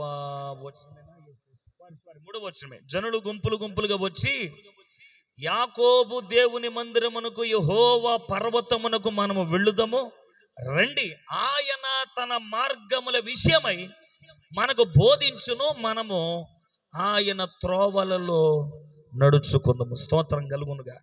యెహోవా మందిరానికి వెళితే, దేవుని మందిరానికి వెళితే ఏం బోధించబడతాయి అంటే అక్కడ ఆయన త్రోవలు, ఆయన మార్గాలు. మోషే కూడా సేనాయి పర్వతం ఎక్కి దేవుని యొక్క ముఖ దర్శనం చేసుకొని దేవుని పిల్లలు కనానుకు వెళుతున్నప్పుడు నేర్పినటువంటి మార్గాలు వాళ్ళకి ఎక్కసమైపోయాయి. అందుకని వాళ్ళు శనికి అవిశ్వాసులు అయిపోయి దేవుని మార్గాలను నడవలేకపోయారు. అందుకే కదా ఆకులు రాలినట్లు రాలిపోయారు. సంగమా, దేవుని వాక్యాన్ని వినడానికి మందిరానికి వచ్చినప్పుడు నీ ప్రవర్తన జాగ్రత్తగా చూసుకోమని ఇందుకే కదా చెప్పింది. దైవజనుడు వాక్యాన్ని ప్రతి రోజు దేవుని పాదాల దగ్గర నేర్చుకొని ఆ 6 దినాలు యొక్క దేవుని యొక్క మార్గాలు తెలుసుకొని ఆదివారం నీకు బోధించుతున్నప్పుడు నువ్వెందుకు నేర్చుకోలేకపోతున్నావు? అందుకే కదా తుఫానుల్లో వేసిన త్రోవలు నీ కంటికి ఎందుకు కనబడట్లేదంటే దేవుని వాక్యాన్ని నీ జీవితానికి దీపంగా మార్చుకోలేకపోతున్నావు. నేటి సంఘం దేవుని యొక్క మార్గాల్లో నడవలేకపోవడానికి ప్రధాన కారణం ఏంటంటే వాక్యం చెప్పేవాడు ఎలాంటోడై ఉండాలంటే పేరు మోసినోడై ఉండాలి. టీవీ స్పీకరో, సూటేసో, బూటేసో, కోటేసో, ఏదో మనకి ఇదే అలవాటు అయిపోయింది కదా. మామూలుగా రోజు చెప్పే వాక్యం మా పాస్టర్ గారే కదా. అందుకే సంఘాల్లో ఉద్యోగాలు కనుమరుగైపోతున్నాయి. దేవుని కార్యాలు ఎందుకు మనం రుచించలేకపోతున్నాం అంటే మనమే లోపభూయిష్టాలుగా మారిపోతున్నాం. ఎవడో ఎక్కడి నుంచో వచ్చి చెప్పాలా, అప్పుడు కానీ మన బుర్రలోకి ఎక్కవు కదా. సూట్ వేసుకొని బూట్ వేసుకొని వెనకాల 4 వేసుకొని వస్తే పెద్ద సేవకుడు పరలోకం నుండి దిగి వచ్చి సాయంకాలం చెప్తాడు నాడేమనుకొని పెద్ద ఇనేత ఉంటారు. నేను అనేది ఏంటంటే సేవకుడు కాదు నువ్వు చూడాల్సింది, సేవకుడు నోటముడు చూచున్న దేవుని వాక్యాన్ని. స్తోత్రం కలుగునుగా. అది నేను బ్రతికించగలగడానికి అది అవకాశం ఉంది. నువ్వు దాన్ని వినకుండా పెడచెవిని పెడితే ఎలా? మోషే లాంటోడు ప్రవక్తలు చెప్పినా వాళ్ళు నమ్మలేదు. అందుకనే అవిశ్వాసులై ఆకులు రాలినట్లు వాళ్ళు రాలిపోయారు అరణ్యంలో. అయినా సరే దేవుడు వదలలేదే. కోరిన రేవులకు ఆయన వారిని నడిపించాను. 107వ కీర్తనలో రాయబడి ఉన్నటువంటి మాట. తుఫాను వచ్చాను 107వ కీర్తనలో ఉన్న మాట కదా అది. 107 ఎన్నో వచనం? 107 28వ వచనం, 29వ వచనం కూడా. ఆయన తుఫాను ఆపివేశాడు, తరంగాలు అణిగిపోయాను, వారు సంతోషించి వారు కోరిన రేవునకు ఆయన వారు నడిపించాడు. మధ్యలో విడిచిపెట్టల. సంగమా, మరలా చెప్తున్నాను, అద్దరికి తీసుకెళ్తానన్నప్పుడు ఎక్కడ తీసుకెళ్తాడు ఆయన? అద్దరికి. చెప్పండి, ఎక్కడ తీసుకెళ్తాడు? అద్దరికే తీసుకెళ్తాడు. మధ్యలో విడిచిపెట్టువాడు మాత్రం కాదు. నీ జీవితం చిన్నది కానివ్వు, నీ సేవ చిన్నది కానివ్వు, లేదా ఒకవేళ నీ జీవితం మీదకి వచ్చే సమస్యలు మాత్రం పెద్దవై ఉన్నా సరే కంగారు పడకు. అద్దరికి తీసుకెళ్తానన్నవాడు ఈ రాత్రి మనతో ప్రయాణం చేయబోతున్నాడు. హల్లెలూయా. చిన్నది పెద్దది అనేటువంటి తారతమ్యాలు వదిలే, ముందు నేను అద్దరికి నడిపిస్తానన్నవాడు ఎలాంటి వాడు నువ్వు నేను గ్రహించుదుముగాక. అందుకే కదా దేవుడు కోరిన రేవుగా తీసుకెళ్ళాడు. కానీ ఆకులు రాలిపోయినట్టు మనం దయచేసి రాలకూడదు. నిశ్చింతంగా దేవుని మార్గాలను మనమందరం వెంబడించుదుముగాక. ఎప్పుడైనా చెప్పింది అదే. ఇప్పుడే కాదు, ప్రతి వ్యక్తికి దేవుడు ఎప్పుడు గమ్యాలు చెప్తాడు. దారులు ఎప్పుడు ఎవరికి చెప్పడు. ఏ సేవకుడైనా, ఎలాంటి ప్రార్థనా పరుడికైనా, ఎలాంటి భక్తకైనా, వ్యక్తికైనా సరే దేవుడు గమ్యాలు చెప్తాడు, మార్గాలు ఎప్పటికీ చెప్పడు. మార్గం అది కఠినంగా ఉంటుంది. అది దేవుడు తన పిల్లలకి ఎప్పుడు చెప్పడు. ఈవెన్ మీకు మాట చెప్పనా, యోసేపు 17 సంవత్సరాలప్పుడు ఉన్నప్పుడు దేవుడు అతనితో మాట్లాడిన మాట ఏంటి? నిన్ను ఒక రోజు రాజుని చేస్తాను, నీ పన లేచి నిలబడుతుంది, నీవు ఒక దేశానికి నాయకుడిగా మారతావని గమ్యం చెప్పాడు. కానీ దారి మాత్రం దేవుడు యోసేపుకి ఎప్పుడు చెప్పలే. దారి ఎలా ఉంది? గోతులోనికి వెళ్ళబడి, మిద్యానీలకు అమ్మబడి, ఐగుప్తు దేశంలో సంత మార్కెట్లో బానిసగా కొనబడి. ఆ రోజులు బానిసలు ఎలా కొనేవాళ్ళు? ఒంటి మీద నూలు పోగు ఉండకూడదు, తెలుసా? పశువులు కొనే మార్కెట్ ఎలా ఉంటుందో మనకు తెలుసు. బానిసలను కూడా అలాగే కొనేవాళ్ళు, ఒంటి మీద నూలు పోగు ఉండకూడదు. ఎందుకంటే బానిస ఆరోగ్యంగా ఉన్నాడా, ఆరోగ్యం లేకుండా ఉన్నాడా అనేది తెలియాలంటే ఒంటి మీద నూలు పోగు లేకుండా నిలబెట్టేవాళ్ళు. యోసేపుని అలా తడుముతా ఉన్నాడు పోతీఫర్ వచ్చి. గోతిగుండా మిద్యానులకు అమ్మబడి, ఇప్పుడు ఐగుప్తు మార్కెట్లో కొనబడి పోతీఫర్ ఇంటికి వెళ్ళాడు బానిసకి. అక్కడేమైందో పెద్ద తుఫాన్ వచ్చింది, ఆ ఇంటి ఇళ్ళలో వచ్చి పాపం చేయమంటారు. కానీ అతడు పాపం చేయలే, దూరంగా పారిపోయాడు. సో అక్కడికి వెళ్ళిన తర్వాత ఇంకా శ్రమ ఏంటంటే చెరసాలలో వేయబడ్డాడు. దారి ఎటు నుంచి ఎటు వెళ్తుందో కూడా కొన్నిసార్లు తెలియదు. ఇక మనకు కొన్నిసార్లు అనిపించవచ్చు, ఇక కొనసాగలేం, మన వల్ల కాదు, మన తరం కాదు, మన బలాలు సరిపోవు. కొన్నిసార్లు మనం ఎంత ప్రేమిస్తామో వాళ్ళు మన నుండి దూరం అయిపోవచ్చు. యోసేపుకి నిలువుటంగిలతో కుట్టించి ప్రేమగా చూసిన తండ్రి అతనికి దూరం అయిపోయాడు. సో ఇలాంటి మనము బాగా నమ్మిన మనుషులు మనకి గాయం చేయొచ్చు. మనం ఎవరినైతే అధికంగా ప్రేమించే వాళ్ళు మన నుండి కనుచూపు మేరలో దూరం అయిపోయి ఉండొచ్చు. ఉనికి లేని ప్రదేశాలు యోసేపు జీవితాలు చూడండి. తనకంటే వెనకాల చెరసాలకు వచ్చిన వాళ్ళంతా బెయిల్ మీద వెళ్ళిపోతున్నారు, కానీ బానిసగా బెయిల్ ఇచ్చి విడిపించేవాడు ఎవడో లేడు. కొన్నిసార్లు బహుశా మన జీవితాలు ఇలాగే ఉండొచ్చు. ఎటువంటి సహాయాలు, ఎటువంటి ప్రియులారా ఆదరణ మనకు కనుమరుగైపోయి ఉండొచ్చు. కొన్నిసార్లు ఆయన సంకల్పం అర్థం కాకపోయినా సరే ఆయననే మనము నమ్ముకొని బ్రతకాలి. ఎందుకో తెలుసా? మేలు కొరకే సమస్తమును సమకూడి జరిగించగలిగిన దేవుడు ఆయన. ఎందుకు ఏ శోధన ఎటు నుంచి వస్తుంది ఎవరికి తెలియదు.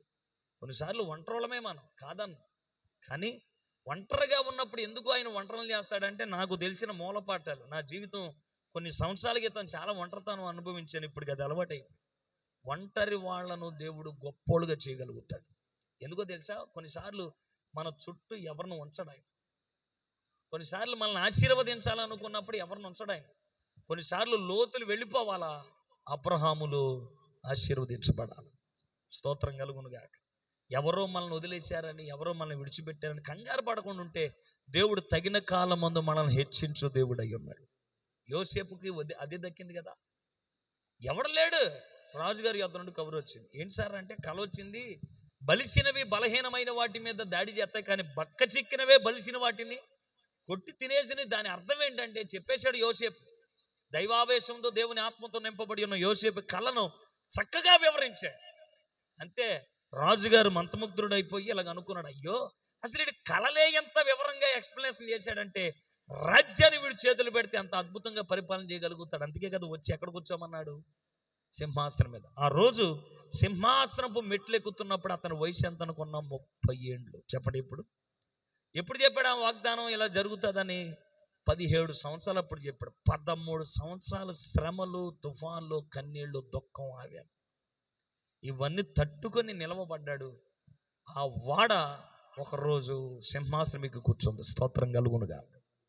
అందుకనే దేవుని పిల్లలు మధ్యలో విడిచిపెట్టబడడానికి దేవుడు ఎప్పుడు ఎవరిని పిలవడాయన, గమ్యాలకు నడిపించగలిగిన దేవుడు ఆయన. హల్లెలూయా. మనం పాడాల్సిన పాట ఇదే, నడిపిస్తాడు నా దేవుడు శ్రమలోనైనా నన్ను విడువాడు, చెయ్యి పట్టి వెన్ను తట్టి. చక్కని ఆలోచన. దేవుని పిల్లలు ఎలా పాడాలి? నిరీక్షణ లేనివాడు ఏం చేస్తాడు? తుఫాన్లో ఉన్నావా, ఉంటే నాకేంటి కర్మని పాడతాడు, అవునా కదా? నిరీక్షణ లేనోడు, నిరీక్షణ కలిగినోడు ఏం పాడతాడు? ఉన్నాడు దేవుడు అనే పాట పాడాల. అన్యుడు ఎలాగ పాడాడు లేడు అని. మనమన్నా పాడాల్సిన పాట ఏంటంటే, ఉన్నాడు, శ్రమలో తోడై ఉన్నాడు. స్తోత్రం కలుగునుగా. తుఫాన్లో తోడై ఉన్నాడు. అందుకే కదా యేసు ప్రభువు లోకాన్ని పుట్టేటప్పుడు చెప్పబడిన మాట ఏంటంటే, ఆయన ఇమ్మానుయేలైన దేవుడు. అంటే అర్థం ఏంటి? దేవుడు మనకి తోడు. యోసేపుకి దేవుడు తోడై ఉన్నాడు. అందుకనే గమ్యానికి చేరుకున్నాడు. అతని కళ నెరవేర్చబడకుండా ఉండడానికి అన్నలు తోచేసి అమ్మేశామనుకున్నారు. కానీ అడ్డదారులను మహిమకరమైన దారులుగా మార్చగలిగిన దేవుడు ఆయన. స్తోత్రం కలుగును గాక. కంగారు పడకూడదు. ఎవడు అమ్మేశాడో ఆడనే ధనం పెట్టేలా చేశాడు. ఒకరోజు చేశాడా లేదా? దేవుడు చెప్పండి నీ పనులు లేచి నిలబడుతుంది అన్నాడు, లేచి నిలబడింది.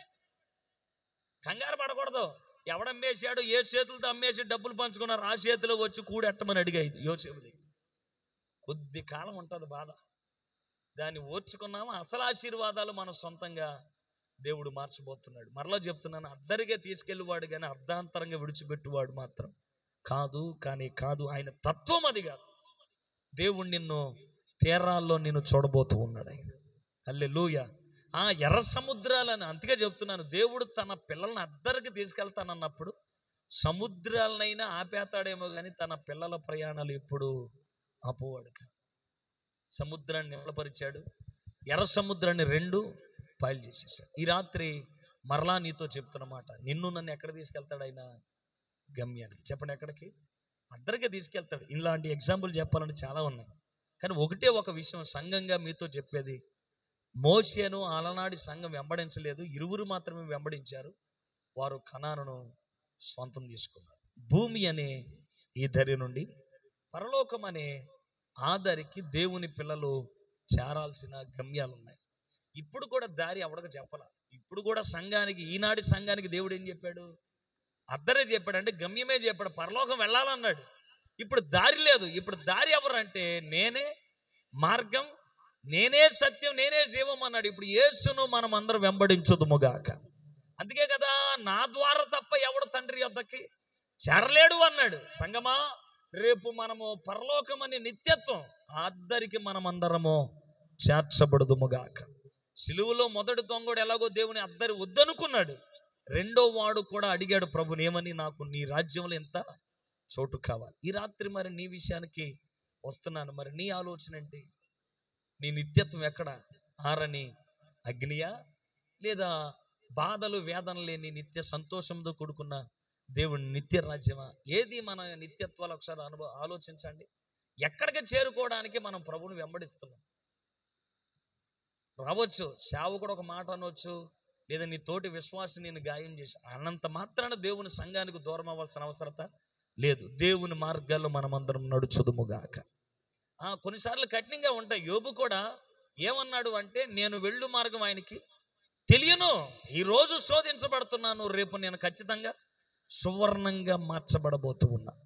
ఈనాటి గాయాలే రేపటి గేయాలు, ఈనాటి బాధలే రేపటి బోధలు.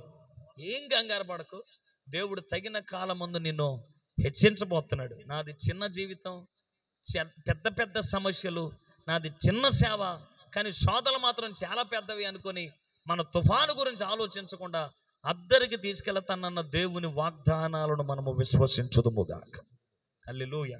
1912వ సంవత్సరంలో ఒక అద్భుతమైన పడవను మానవుడు తయారు చేశాడు. అది మనందరికీ తెలిసినదే, టైటానిక్ అనే ఓడ.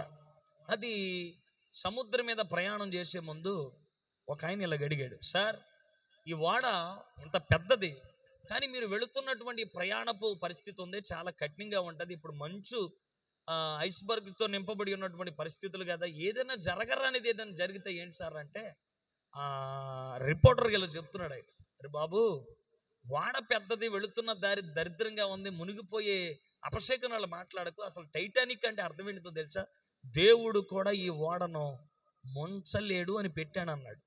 టైటానిక్ అంటే అర్థం ఏంటి? దేవుడు కూడా ముంచలేడు అని. అంటే వీడికి ఎంత గర్వం ఉందో ఒకసారి చూడ. నేను చెప్పేది ఏంటంటే, సముద్రం మీద మనం ప్రయాణం చేయొచ్చు, కానీ సముద్రం మనం కలగజేసింది కాదు. వెహికల్ ఎప్పుడు నమ్మదగినది కాదు. అందుకే కదా దావీదు అన్నాడు, మనుషులను రాజులను ఎప్పటికీ నమ్మకం. ఆ ప్రదేశంలో నీ వాహనం కూడా అంతే. ఎందుకంటే మనం దేనినైనా కొనగలుగుతాం, కానీ క్షేమాన్ని ఎప్పటికీ కొనలేం. ఇప్పుడు ట్యాబ్లెట్లు ఎన్నైనా కొనగలుగుతాం, సార్ అవునాగా డాక్టర్ గారు, ఇంజక్షన్లు ఎన్నైనా కొంటాం, కానీ ఆరోగ్యం మాత్రం ఎవరు ఇవ్వాలి? దేవుడు ఇవ్వాలి. ఆయన ట్యాబ్లెట్ల వరకు అమ్ముతాడు, ఆరోగ్యం అమ్మలేడు ఆయన. ఈవెన్ అంతే. ఇప్పుడు వెహికల్ కొనుక్కోవచ్చు, ₹1,00,00,000 కొనుక్కో, యాక్సిడెంట్లు అవ్వదు. ఈ కారు అనే కారు, ఏ భూమి మీద ఏ కారు లేదు. ప్రతి కారుకి ఏమవుద్ది? కోటి కాదు 10 కోట్లకు 100 కోట్లు ఎడుకోను, దేనికైనా యాక్సిడెంట్ అవుతుంది. ఎందుకు అంటే క్షేమం దేవుడు ఇవ్వాలి. స్తోత్రం కలుగునుగాక. ₹1,00,000 పడుకుంటే నిద్రలోకి వెళ్ళిపోయే పరుపులు ఎన్నొన్నే ఉండొచ్చు, ఆడు ఎన్ని యాడ్లైనా ఇవ్వచ్చు. కానీ ఎంత మెత్తన పరుపు కొనుక్కున్నా సరే నిద్ర అనేది ఎవరు ఇవ్వాల్సింది? కొన్ని అప్పటికీ కొనలేం.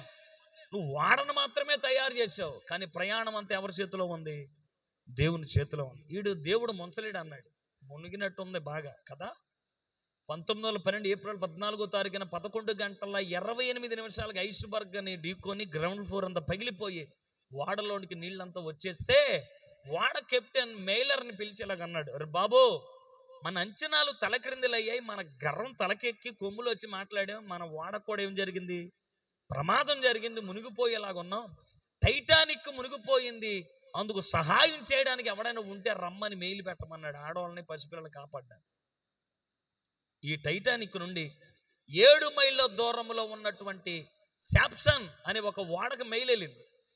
శాప్సన్ ఒక వాడకు మెయిల్ వెళితే ఆ వాడ కెప్టెన్ చూసి ఇలాగ అనుకున్నాడు, అయ్యో టైటానిక్కి పెద్ద ప్రమాదం జరిగిందంట, బహుశా ఇక అది మునిగిపోయేలాగుంది, మనం వెళ్ళి సహాయం చేద్దామంటే ఇన్లీగల్గా చేపల వేటకు వచ్చే లీగల్ ప్రాబ్లమ్స్ వస్తాయి, మనకెందుకు అనుకొని ఆ వాడను కాపాడడానికి విరమించుకున్నాడు. తన సొంత పరిస్థితులు చూచుకొని ఏదైనా నాకు ప్రమాదం వస్తుందేమో. ఎన్ని మైళ్ళు దూరం అది?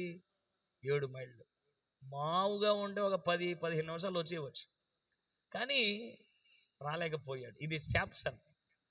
కొంతమంది ఎందుకో తెలీదు, తమ సౌకర్యాలే చూసుకుంటారు, కానీ ఎదుటోడు ఎంత ప్రమాదంలో ఉన్నా ఆలోచించాలి. ఇదే టైటానిక్ 14 మైళ్ళ దూరంలో ఉన్నటువంటి కాలిఫోర్నియా వాడకు కూడా మైలు వెళ్ళింది. ఆ వాడ కెప్టెన్ ఏం చేశాడంటే, అంత పెద్ద వాడకి అంత ప్రమాదం జరిగితే మన చిన్న వాళ్ళ ఇంకా పెద్ద ప్రమాదాలు జరుగుతాయి, ఎందుకులే, రేపు ఎప్పుడైనా దారులని కనబడినప్పుడు వెలుతులో చూద్దాం అనుకుని విరమించుకున్నాడు. 14, అది ఏమో 7, ఇది 14. ఇదే టైటానిక్ నుండి 58 మైళ్ళ దూరంలో ఉన్నటువంటి కర్పాతియా అనే వాడకు మెయిల్ వెళ్ళింది. ఆ వాడ ఆ కెప్టెన్ మెయిల్ రిసీవ్ చేసుకుని వెంటనే తన సిబ్బందితో మోకాళ్ళు వేసి ఇలా ప్రార్థన చేశాడు, ప్రభువా, నశించిపోతున్న కొంతమందినైనా నేను రక్షించాలి. స్తోత్రం కలుగునుగా. అంటే గమ్యం చేరలేక మిగిలిపోయిన జీవితాలు అవి, అద్దరికి చేరుకోలేక అర్ధాంతరంగా ఆగిపోయిన జీవితాలయ్యా, అందుకు నాకు సహాయం చేయమని కర్పాతియా వాడ కెప్టెన్ ప్రార్థన చేసుకొని బయలుదేరి టైటానిక్ దగ్గరకు వచ్చి 608 మంది ప్రాణాలను కాపాడినోడు. స్తోత్రం కలుగునుగా. ఈ రాత్రి ఈ మాట అంతా నేను ఎందుకు చెప్తున్నానంటే, ఈ వాడ గురించి మీకు తెలియజేయాల్సిన విషయం ఏంటంటే, ఈ రాత్రి సభ నువ్వు మునిగిపోవడం కాదు, మునిగిపోయిన ప్రతి జీవితాన్ని అద్దరికి తీసుకెళ్ళాలి, గమ్యానికి నిన్ను నడిపించాలి. నీ చుట్టూ 7 కాదు 14 కాదు, చాలా దగ్గర ఉన్న నీ చుట్టూ ఉన్న బంధువులు కూడా నీకు సహాయం చేయలేరు.